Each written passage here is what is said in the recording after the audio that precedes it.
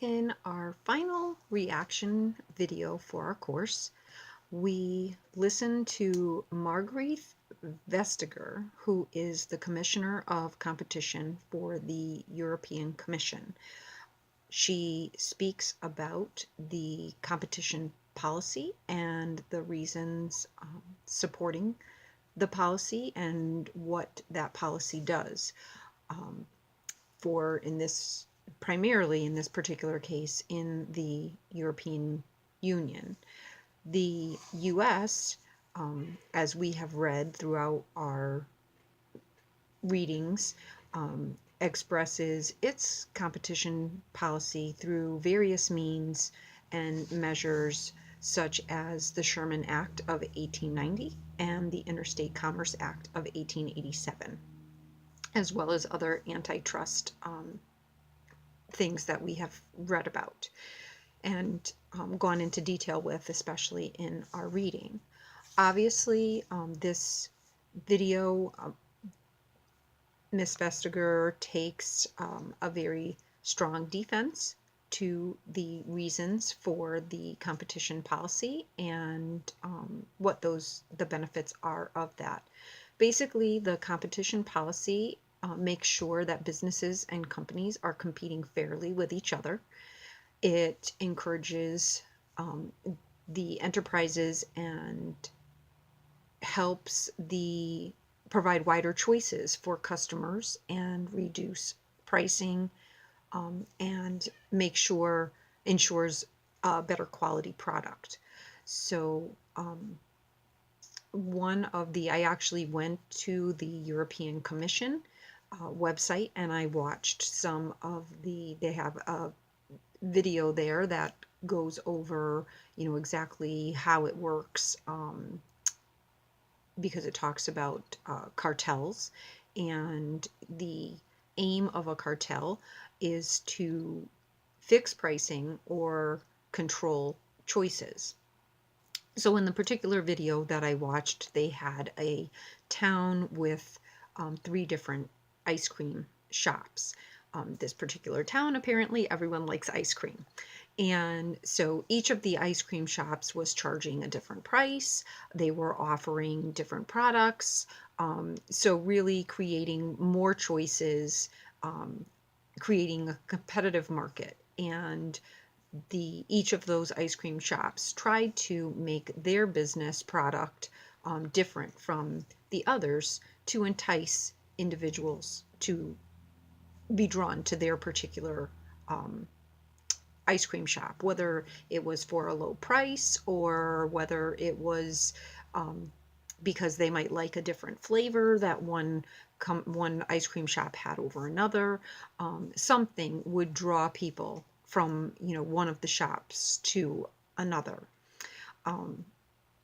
The cartel, so the three ice cream shop owners got together, creating a cartel, and said, we're working really hard here to attract customers. Why don't we all charge the same price? And, my guess is that they probably all decided to have a similar product or not be so competitive with each other.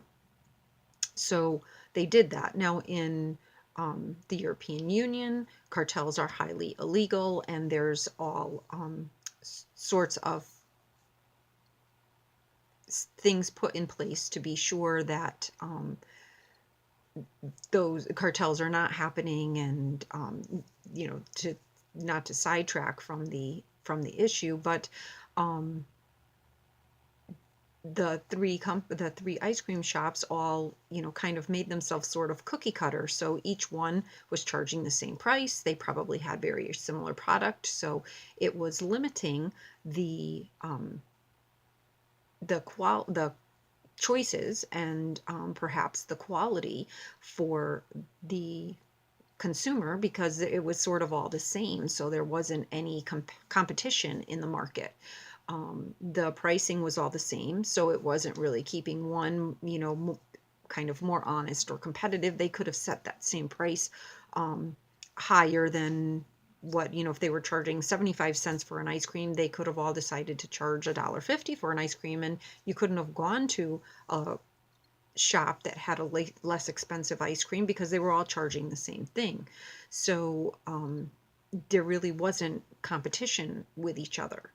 Um, so that's part of what the policy is for. It's to help control those things. So it's to help ensure that there are low prices, um, that, and not necessarily low prices, but the prices um, are better. Their companies are competing against each other, and so they're trying to bring you a product, a quality product at the least expensive price possible to be sure that their consumers can afford to purchase the product. Um, so it encourages business to produce a product that will boost the economy because people will actually spend money on those particular products. And then, as I had mentioned, the competition provides a better, encourages better quality, because if the quality is low, then that doesn't really attract customers. You want the quality to be higher to attract more customers. Um, and that can be a product that lasts longer, works better, tastes better in the case of ice cream. um, Maybe the particular one shop has better service than another shop, so customer service certainly could come into play here. And again, offering more choices, making sure that there's competition in the market to try to make their products different, um, from another. Maybe they're um, having an ice cream that is sugar free at one location, and the other two locations don't have a sugar free option. So for somebody who needs that sugar free option or would prefer that sugar free option, that would be a way to offer a choice that was different from what um, other ice cream shops were offering.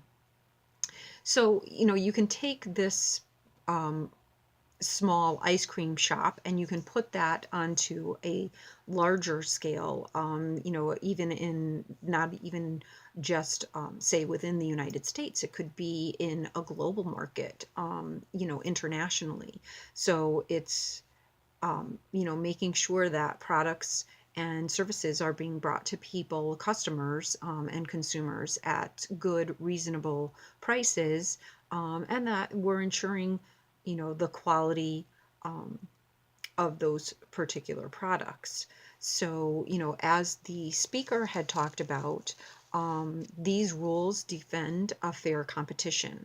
So, um, much like the US has enacted acts like the Sherman Act or the Interstate Commerce Act, um, those are also to ensure fair competition. And businesses kind of need those guidelines to maintain the rules, if you will, of the keep everybody on a level playing field. Not being too greedy, making sure that all of the businesses are, again, working to provide a good quality product, offer more choices, and bring low prices to the consumer. And as the speaker mentioned, all of these things establish a level of trust between businesses, a level of trust between the consumer and the businesses.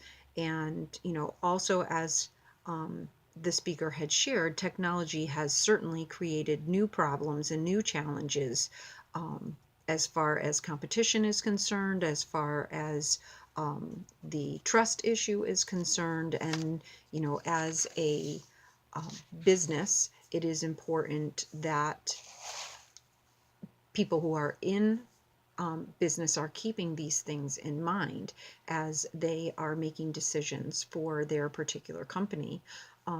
The competition policies certainly can apply to any particular industry. I can't think of an industry that a competition situation doesn't exist on some level. So as a business and as a business individual, it is part of our role as we are making these decisions for businesses to keep our business competitive, to make choices which um, help bring products and services to the consumer at reasonable costs and with reasonable expectations.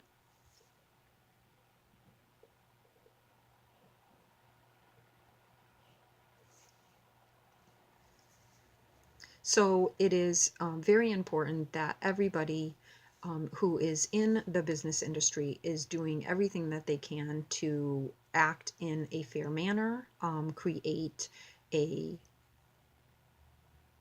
area of fair competition, um, to do their best to deliver a quality product, making sure that you're offering choices, encouraging innovation within your company and within your particular industry. So, are you creating a, blueberry ice cream or some different flavor that perhaps others, haven't thought about doing before. So really being innovative and encouraging those types of employees and that type of thinking within your business, and then making sure that you are doing what you can to bring quality products to customers at the lowest cost and pricing possible.